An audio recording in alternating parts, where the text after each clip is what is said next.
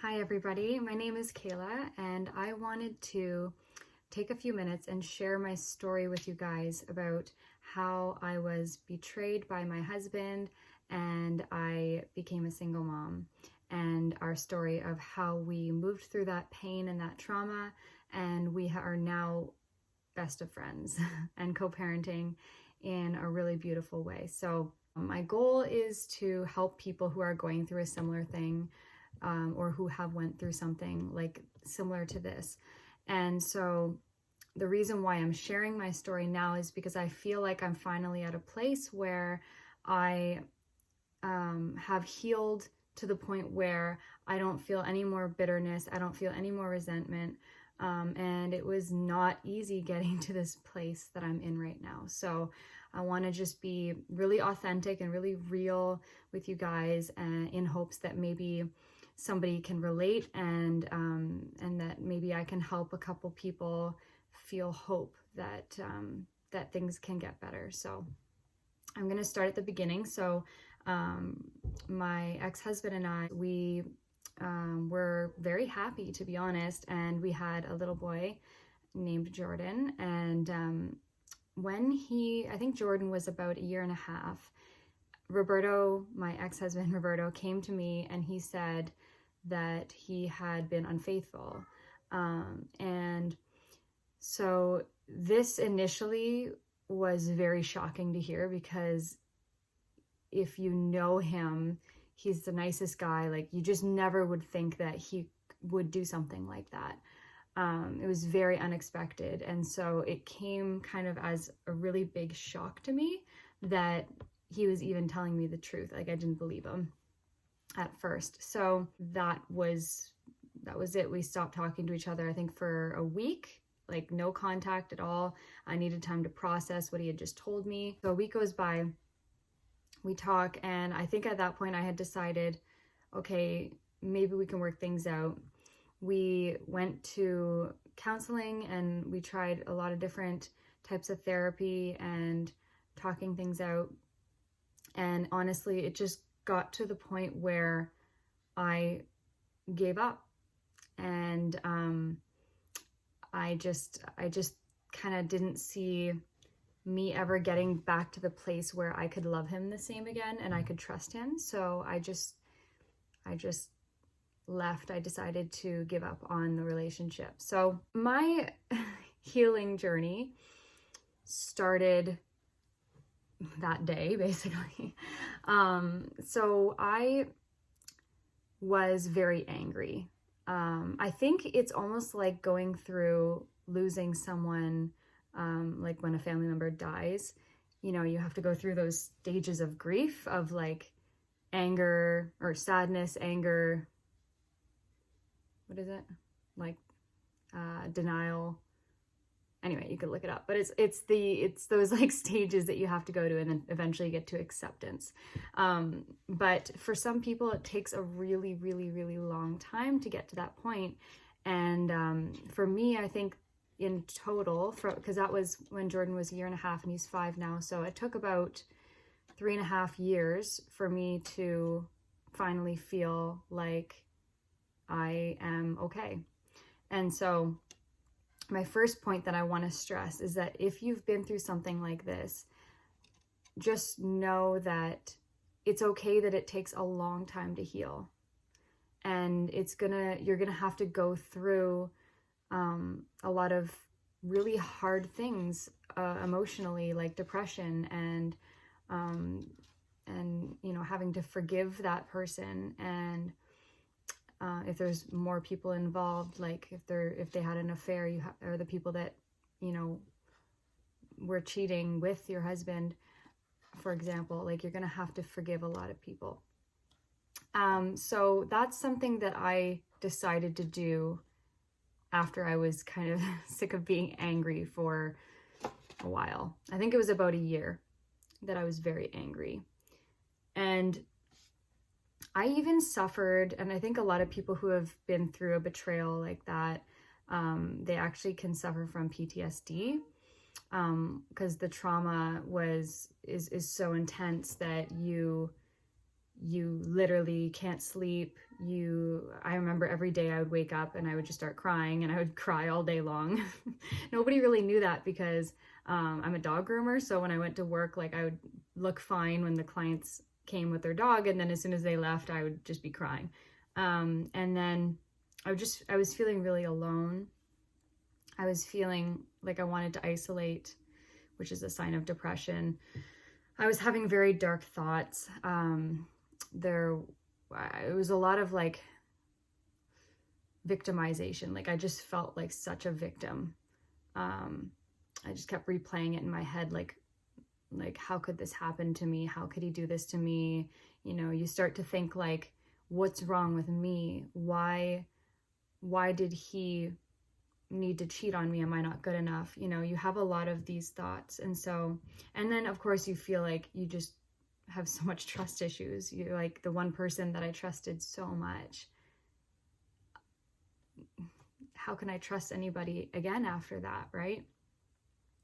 So it was a lot. I went through rebound relationships, even though people told me to be careful of that. I jumped into something right after I decided to leave, and that was very unhealthy. And the thing that I wanted to open up to you guys about, which is a really vulnerable thing for me to talk about because it's the darkest part of myself that I really just have a hard time accepting, but I'm sharing it in hopes that there's other people out there who can relate to me, is that because of the pain I was in, not only was I just angry and mean to my ex for a while, I actually took my anger out a lot on my son as well. I remember just getting so frustrated with feeling like everything was on me. Everything was, you know, now I'm a single mom and I was depressed and I just wanted to sleep all day and I had to be up for this kid. And he is, mind you, he is the most amazing child in the world. He is the happiest, most beautiful, wonderful kid I ever could have asked for.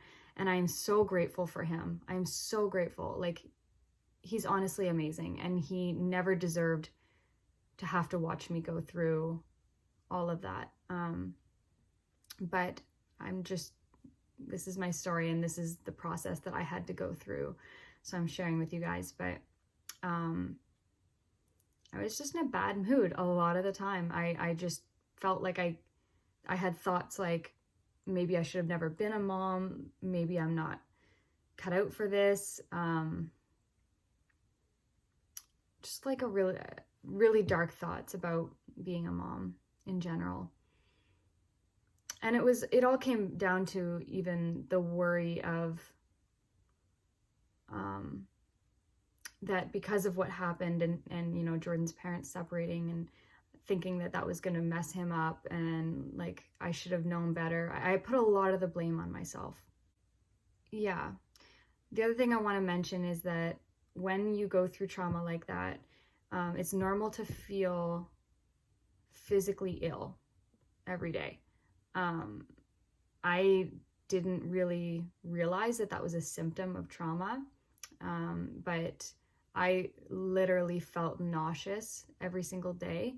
And I felt like my whole body was in a lot of pain. I think that the emotional side of things started to manifest in my body.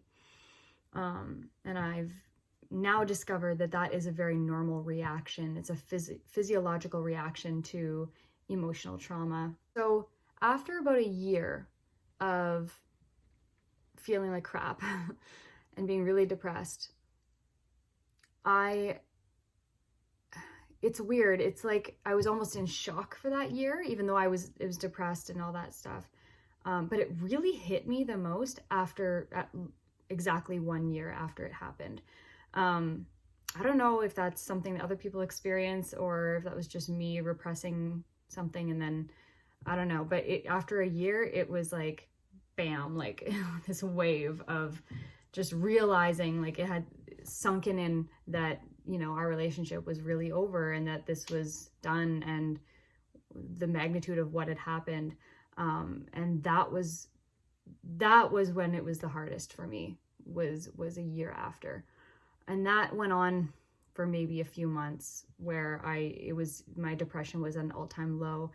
And I think the nice thing about being at rock bottom is that there's nowhere else to go but up. And so when I was really, really, really in that low place, I eventually was able to see that, I don't know, a glimmer of hope. It was probably Jordan. It was probably seeing his beautiful soul and seeing him, and it gave me that motivation and that courage that I needed to decide enough is enough. I don't want to feel like crap anymore. I want to feel good. I want to be the best I can be for Jordan. And so I decided to just stop feeling sorry for myself and to work towards healing. I knew that the first step was to forgive Roberto and to forgive some of the other people who he had been unfaithful with. And so there's a lot of people I had to forgive, and I did that. And I did it when I was ready. And if you're not ready to forgive someone, that's okay. It takes time. You have to be in a place where you can understand that forgiveness doesn't let them off the hook or make it okay that what they did. Forgiveness is something about yourself, and it's all about yourself and how you want to feel free from being a victim. Eventually we just got to a place where I just felt like I'm completely fine with this now. I've completely accepted this. There's no more bitterness. There's no more resentment. So I have to add that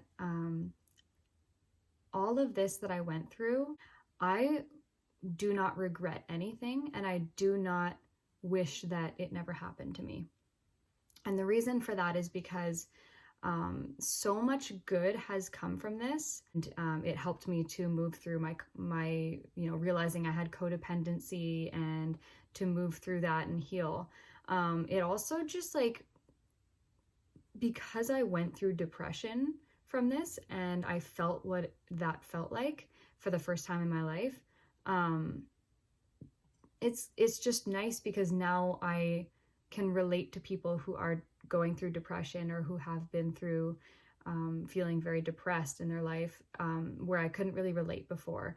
So it's just created so much more empathy in me, and it's also created so much strength and maturity, and there's just so much stuff that I've worked through that I never would have had to work through if this hadn't have happened to me, if that makes sense.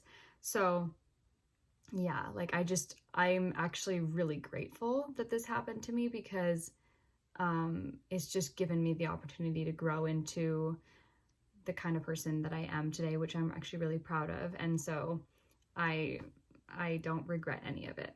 And also too, I want to say that I don't want to make it sound like I'm bad-mouthing him or making him sound like he's a bad guy, because truly, honestly, he is an incredible person, and he's an incredible father, and this can happen to anyone. And this is why I want to start sharing my story, because I want to teach people that not to think that this can't happen to you, and that think of cheaters like they're these horrible monsters. It's just not the case. They're just normal people who have trauma or things that are holding them back. And nobody sets out to hurt people. Nobody is actually planning on hurting their wife, when they get married or whatever. So I think it's important to remember that we're all human and we're all imperfect, and that we all make mistakes.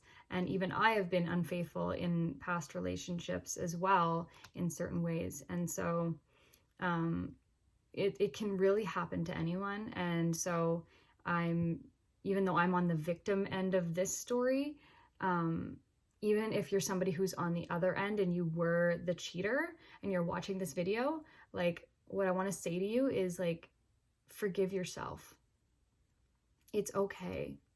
Like, it's not okay to cheat on people, but I just mean it's okay that you made a mistake, you know? And I think the most important thing is owning up and taking responsibility and really like trying to understand, why did I do this? Why did I, you know, what brought me to this place?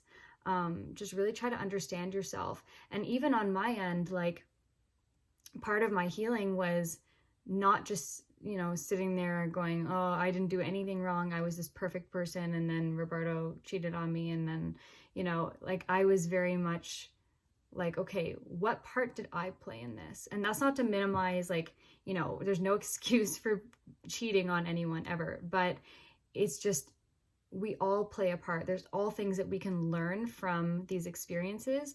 And there was a lot that I learned about, you know, my codependency within the relationship, and certain things that I was doing that were pushing him away, and, you know, things that I never would have realized unless I had to go through this. And it's made me the kind of person who now I feel like if I got into a relationship, that I would be going into it in a healthy way for the first time in my life.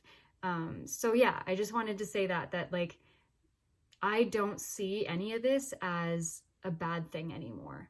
At the time when I was going through it, yes, it sucked. But now that I'm on the other side and I feel good, I'm so glad that all this happened to me. Honestly, it really, at the end of the day, the best thing for the children in these situations is for the parents to get to this place and feel no resentment and bitterness towards each other anymore.